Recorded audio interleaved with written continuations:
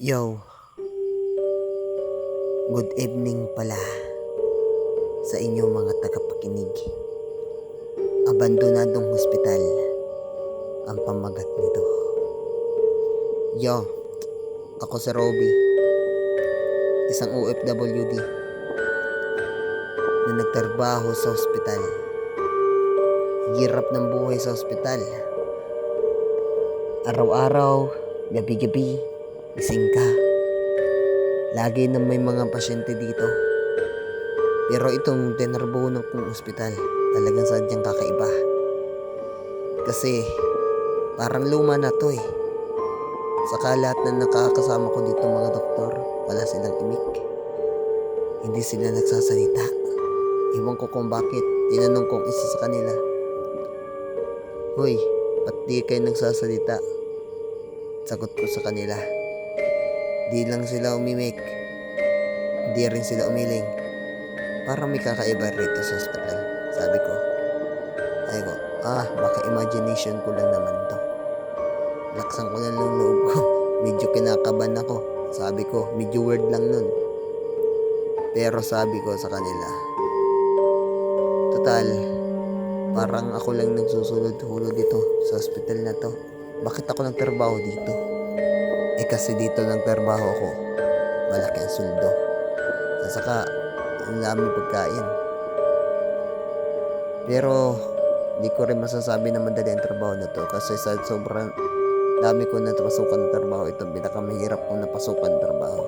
Saka yung hospital, kakaiba talaga. Di ko mawari kung anong kakaiba dun eh. Basta alam ko, hindi yung karaniwan na hospital. May nakapagsabi sa akin na abandonadong hospital daw yun. At wala daw talaga dun mga tao.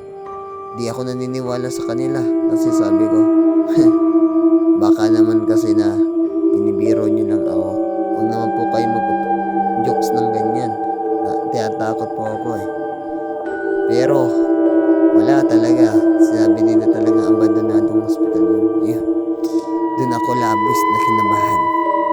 Kasi kung abandonadong hospital yun, bakit may mga tao ron?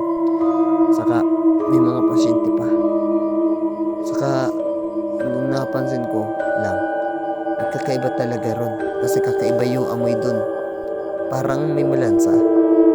Di ko rin alam kung anong meron dun sa hospital na yun. Pero masasabi ko nakakatakot talaga. Kaya po ako sumulat ng kwento sa inyo, Sir Mar. Kasi ganun po kasi.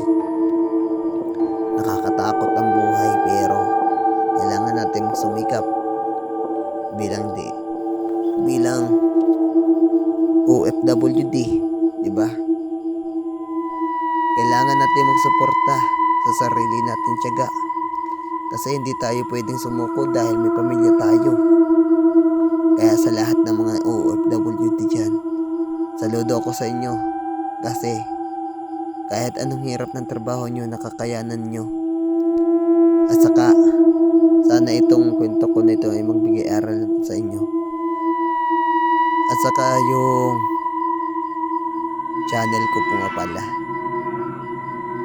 paki-subscribe yan para mas marami pa tayong mainggan yung manood.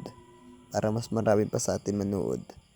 At saka mag-iwan na rin kayo ng bakas kung nagustuhan nyo ito.